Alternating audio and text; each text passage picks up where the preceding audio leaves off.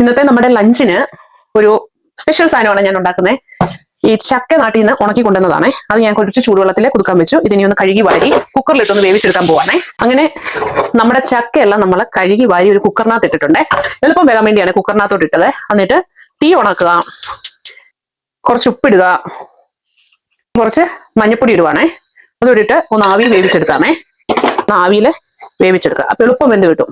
നമുക്ക് ചക്കയൊക്കെ തിന്നണമെന്നേ ഒരാഗ്രഹം വരുമ്പോൾ നമുക്ക് ഇവിടെ ഫ്രഷ് ആയിട്ടുള്ള പച്ചച്ചക്കയൊക്കെ കിട്ടുന്നത്. അപ്പൊ ഇങ്ങനെയൊക്കെ കൊണ്ടുവന്ന് വെച്ച് കഴിഞ്ഞാൽ നമുക്കൊരു അത്യാവശ്യത്തിന് കഴിക്കണമെന്ന് തോന്നുവാണെങ്കിൽ കഴിക്കാം. അതിന്റെ കൂടെ ഞാൻ കുറച്ച് ബീഫ് എല്ല് കറിയാണ് വെക്കുന്നത്. നമ്മളിവിടെ നമ്മുടെ കുക്കർ വേവിച്ച ചക്ക എന്തായെന്ന് നോക്കാം. ചക്ക നല്ല ഇതായിട്ട് വന്നിട്ടുണ്ട്. അവയിട്ടൊന്ന് ഇളക്കി നോക്കുക. നല്ലതായിട്ട് വന്നിട്ടുണ്ട്. ഇനി നമുക്കിതിന് കുറച്ച് അരപ്പ് തയ്യാറാക്കാമേ. നല്ലതായിട്ട് ഇതായിട്ടുണ്ട്. മിക്സിയുടെ ജാറിലോട്ട് കുറച്ച് തേങ്ങ എടുത്തു, കുറച്ച് ജീരകമേ ഇട്ടിട്ടുണ്ട്,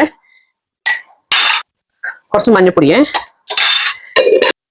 കുറച്ച് കറി ലീവ്സ്, കുറച്ച് പച്ചമുളക് കൂടെ അതിനകത്ത് ഇട്ടിട്ടുണ്ട് കേട്ടോ. 2-3 വെളുത്തുള്ളി. ഇത്രയും കൂടെ ഒന്ന് ചതച്ചെടുത്തിട്ട് വരാമേ. നമ്മുടെ ചക്കയുടെ ഞാൻ അതിൻ്റെ ഇടയ്ക്ക് പാത്രം ഒന്ന് മാറി ഗൈസ്. ചക്കയുടെ അരപ്പുണ്ടേ, അത് ഇതിനകത്തോട്ട് ഇട്ട് കൊടുക്കുക.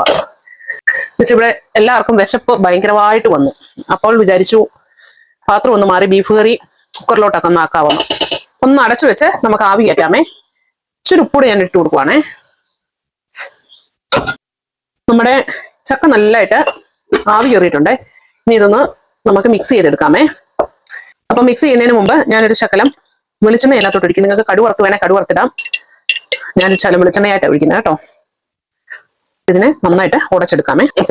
ചക്ക കഴിക്കുന്ന പോലും അങ്ങ് ടേസ്റ്റ് ഇല്ല, എന്നാലും നമ്മുടെ നൊസ്റ്റാൾജിക് ഫീലിങ്സ് ഒക്കെ ഒന്ന് ഉണർത്തിയെടുക്കാം. വിശപ്പ് സഹിക്കാൻ വയ്യ കൂട്ടുകാരെ. അതുകൊണ്ട് ഞാൻ എളുപ്പം ഇതിന്റെ ഗ്യാസ് ഒക്കെ കളഞ്ഞ് ഞാൻ എന്റെ ബീഫ് ഒന്ന് നോക്കട്ടെ കേട്ടോ. ഭയങ്കരമായിട്ട് വിശപ്പൊന്ന് 2 മണിയായി. ഓ തിളച്ച് മറിയുന്നു കുട്ടികളെ. അപ്പോൾ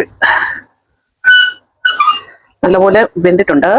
നമ്മളങ്ങനെ ചക്ക വേവിച്ചതും ബീഫ് എല്ല് കറിയും കൂടെ കൂട്ടി കഴിക്കാൻ പോവുകയാണ് കേട്ടോ. എന്റെ കുഞ്ഞുങ്ങൾ, ഏതായാലും ഇതിനെ നമ്മുടെ ചക്കയും കപ്പയും വെല്ലാൻ മലയാളികൾക്ക് വേറൊരു ഫുഡില്ല എന്നുള്ളതാണ് സത്യം. എന്നോട് എഗ്രി ചെയ്യുന്ന എത്ര പേരുണ്ട് ഇതിൽ? അപ്പോൾ നമ്മുടെ ബീഫ് കറി ഇങ്ങോട്ട് എടുക്കാം. അതും പ്രത്യേകിച്ച് എല്ല് കറി.